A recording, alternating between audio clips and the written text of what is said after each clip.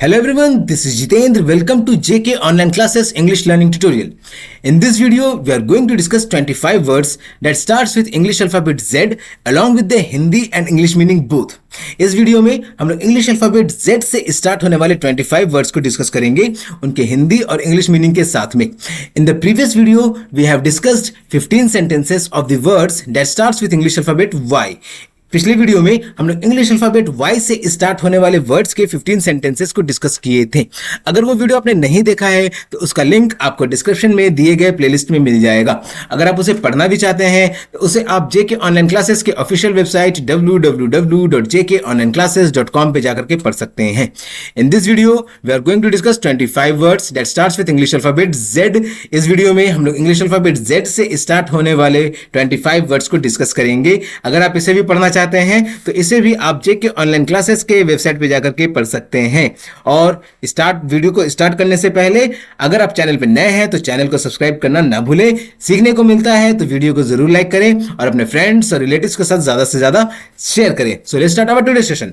हमारा पहला वर्ड है ज़ैनी. हमारा पहला वर्ड है ज़ैनी जिसका स्पेलिंग हो गया ZANY. जिसका स्पेलिंग हो गया ZANY और इसका हिंदी में मतलब हो गया पागल बेवकूफ. इसका हिंदी में मतलब हो गया पागल बेवकूफ. और इंग्लिश में एक्सप्लेन करके कहा जाए तो अम्यूजिंगली अनयूजुअल और अनकॉमन इन बिहेवियर और अपीयरेंस. ठीक है, अम्यूजिंगली अनयूजुअल और अनकॉमन इन बिहेवियर और अपीयरेंस. ठीक है, अम्यूजिंगली अनयूजुअल मतलब कि अलग होना, अनोखा होना, ऐसा अनोखा कि जिसकी वजह से दूसरों को थोड़ा परेशानी भी हो सके. ठीक है, तो अम्यूजिंगली अनयूजुअल और uncommon in behaviour. Uncommon in behaviour कहने का मतलब कि बर्ताव में भी थोड़ा अलग होना और अपीयरेंस मतलब दिखावे में भी थोड़ा अलग होना.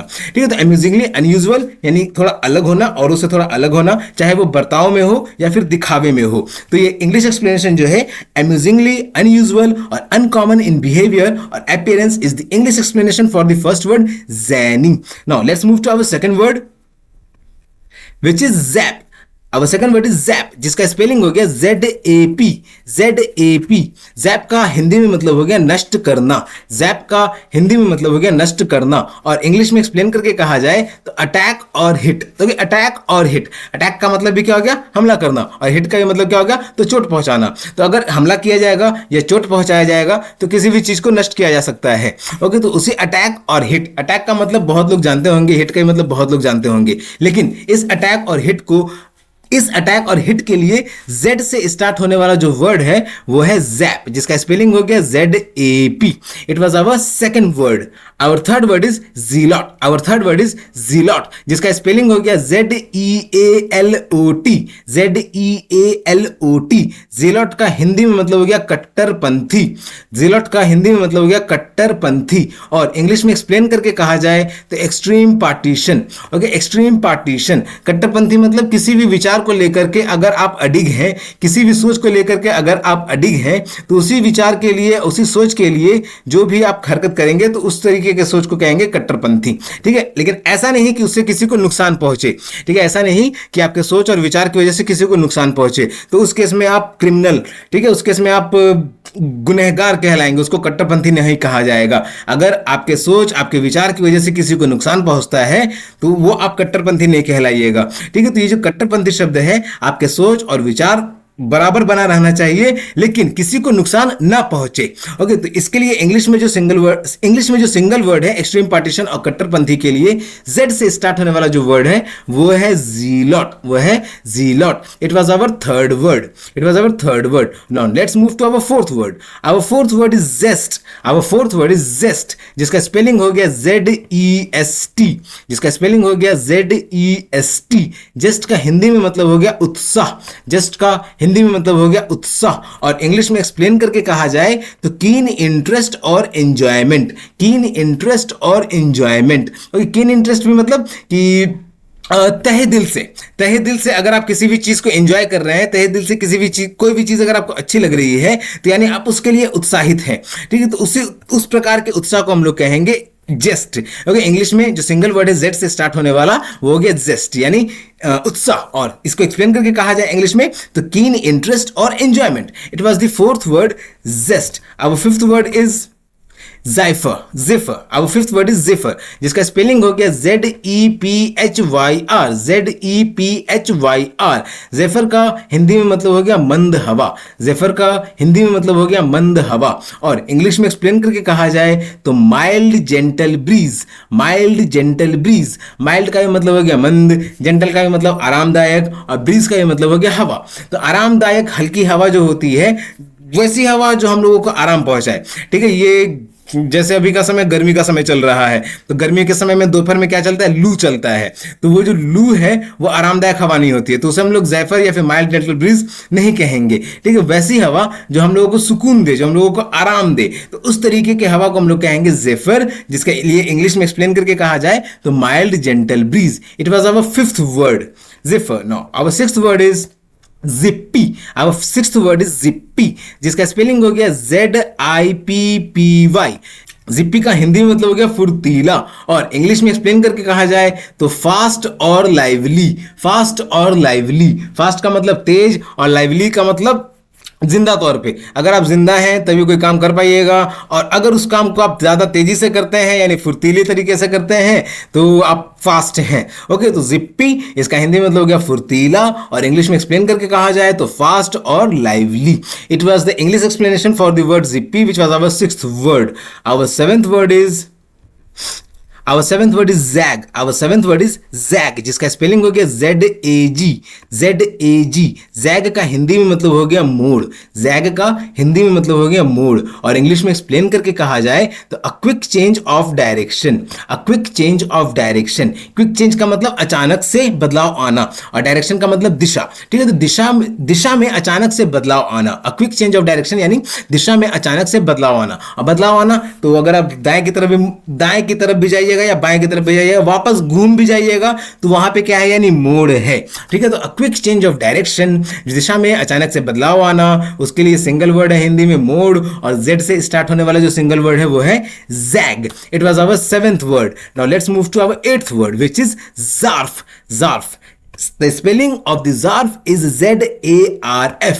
The spelling of the zarf is ZARF. और इसका हिंदी में मतलब हो गया कप धारक पात्र, इसका हिंदी में मतलब हो गया कप धारक पात्र। और इंग्लिश में एक्सप्लेन करके कहा जाए तो a metal holder for a coffee cup that does not have a handle.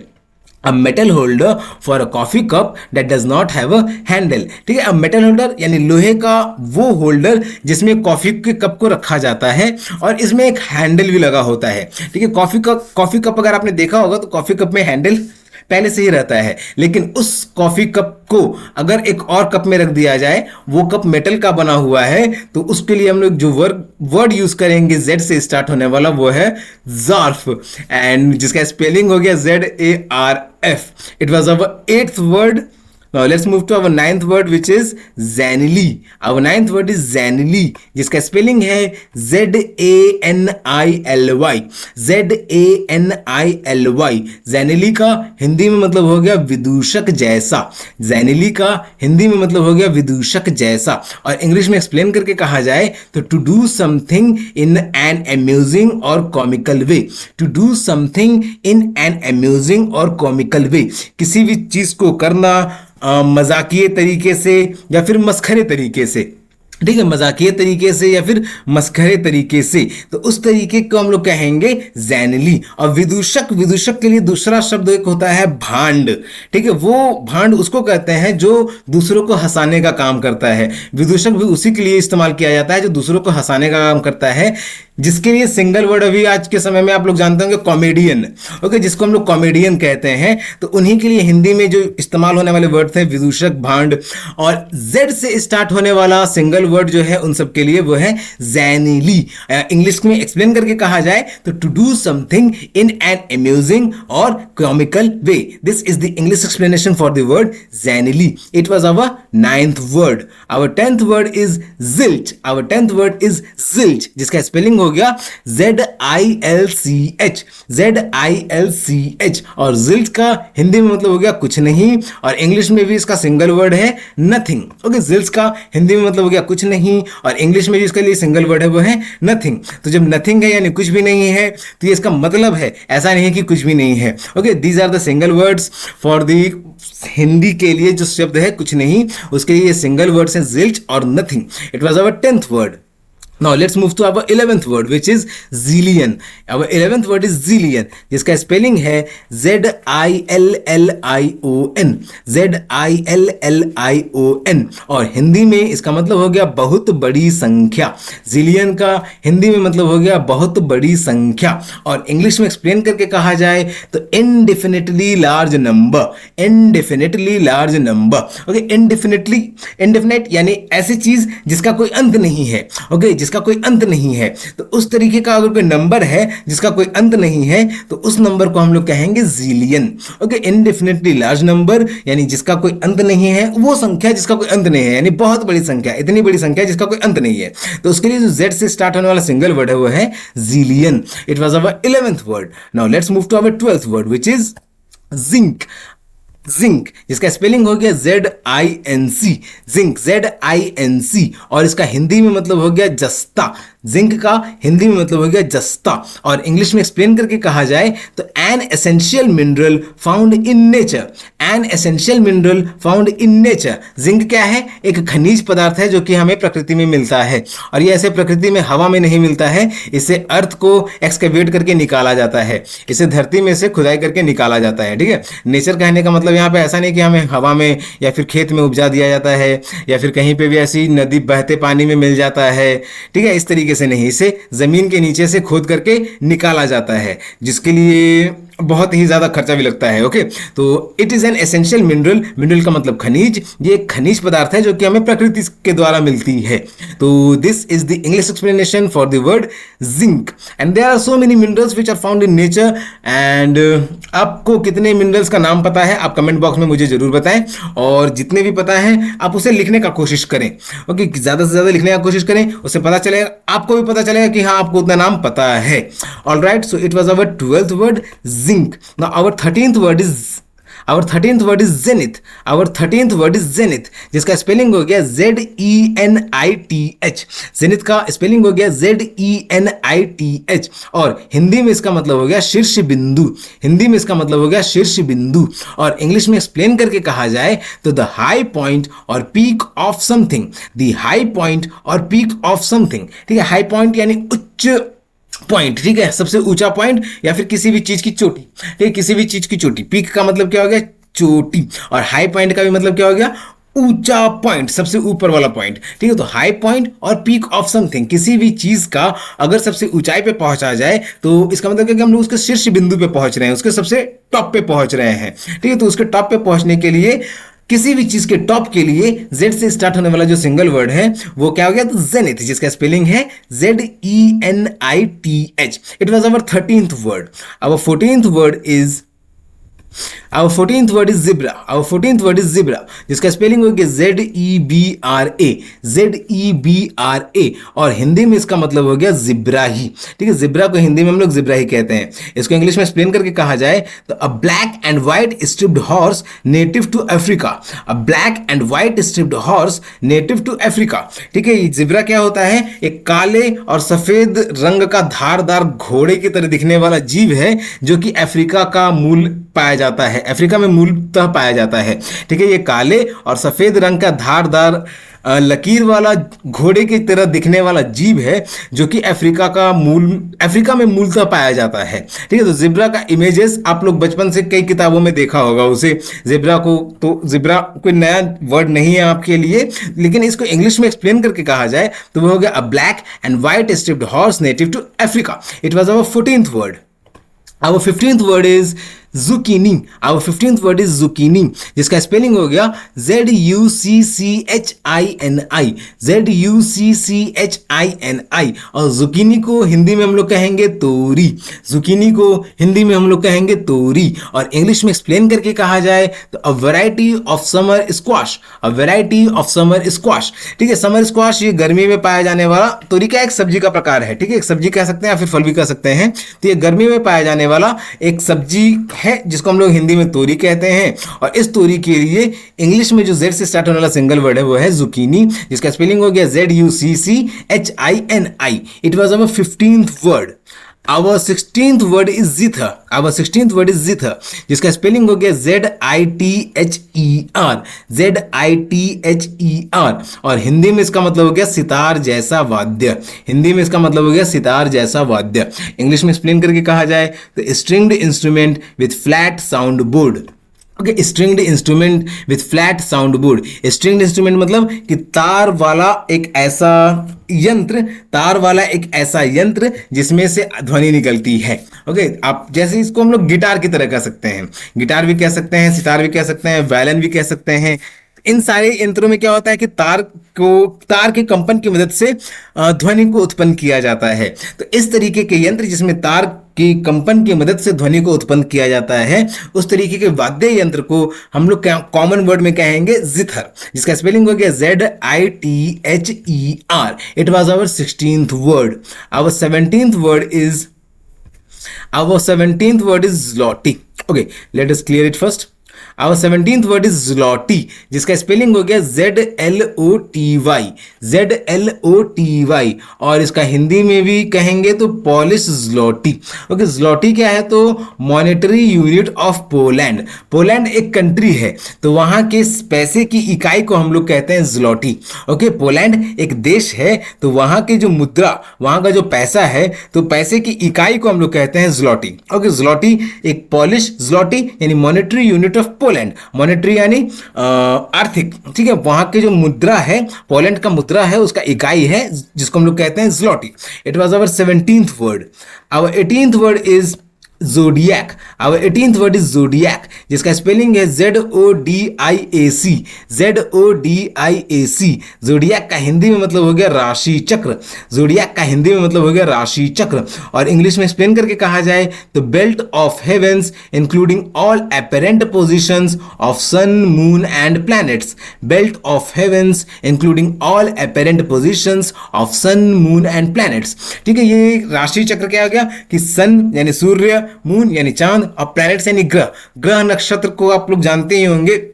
इनके बेसिस पे राशि जो भी डिसाइड किया जाता है, राशि अलग अलग होते हैं, अलग अलग प्रकार के राशि होते हैं. सबका कुछ ना कुछ राशि जरूर होता है, चाहे वो किसी भी धर्म का काहे नहीं हो, हिंदू हो, मुस्लिम हो, क्रिश्चियन हो, किसी भी धर्म का क्यों ना हो, सबका कुछ ना कुछ राशि जरूर होता है. हर धर्म का अलग अलग प्रकार का राशि होता है, लेकिन उन सारे राशियों को सूर्य, चांद और ग्रहों के आधार पे ही कहा जाता है. ओके, तो इन राशियों के लिए जो जेड से स्टार्ट होने वाला सिंगल वर्ड है जिसको हम लोग कहेंगे जोडियक, जिसका स्पेलिंग हो गया ZODIAC.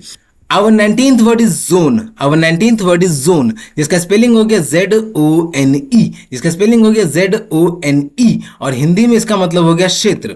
जोन का हिंदी में मतलब हो गया क्षेत्र. और इंग्लिश में एक्सप्लेन करके कहा जाए तो area having particular features, properties, purpose और use. Area having particular features, properties, purpose और यूज. ठीक है, किसी भी जगह की खास विशेषताएं, उसकी खास उद्देश्य और उसका इस्तेमाल, तो उस तरीके के आधार पे उस किसी भी जोन को, ठीक है, मान लीजिए कि अगर किसी जगह पे न्यूक्लियर पावर प्लांट है. ठीक है, न्यूक्लियर पावर प्लांट क्या होता है? परमाणु ऊर्जा बनाने वाला जगह. ठीक है, परमाणु ऊर्जा बनाने वाला जगह. तो वो जगह एक पर्टिकुलर काम के लिए इस्तेमाल किया जा रहा है कि वहां परमाणु के द्वारा ऊर्जा को उत्पन्न किया जाएगा. तो इसलिए वो क्या हो गया, एक जोन बन जाएगा. वो क्यों? क्योंकि वो एक पर्टिकुलर, एक खास पर्पस से, एक खास उद्देश्य से वहां पे काम किया जा रहा है कि वहां परमाणु शक्ति के द्वारा या परमाणु शक्ति की मदद से वहां पे ऊर्जा को उत्पन्न किया जाएगा. ठीक है, तो उस तरीके का जगह जहां पे किसी खास उद्देश्य से इस्तेमाल किया जा रहा है, तो उस तरीके की जगह को हम लोग कहेंगे जोन. ओके, जिसका स्पेलिंग हो गया ZONE. It was our 19th word. Now let's move to our 20th word, which is zoo. अब 20th वर्ड इज जू, जिसका स्पेलिंग हो गया ZOO, और हिंदी में जू का मतलब हो गया चिड़ियाघर। जू का हिंदी में मतलब हो गया चिड़ियाघर, और इंग्लिश में एक्सप्लेन करके कहा जाए तो a zoo is a facility where animals are kept in enclosures for public exhibition. A zoo is a facility where animals are kept in enclosures for public exhibition.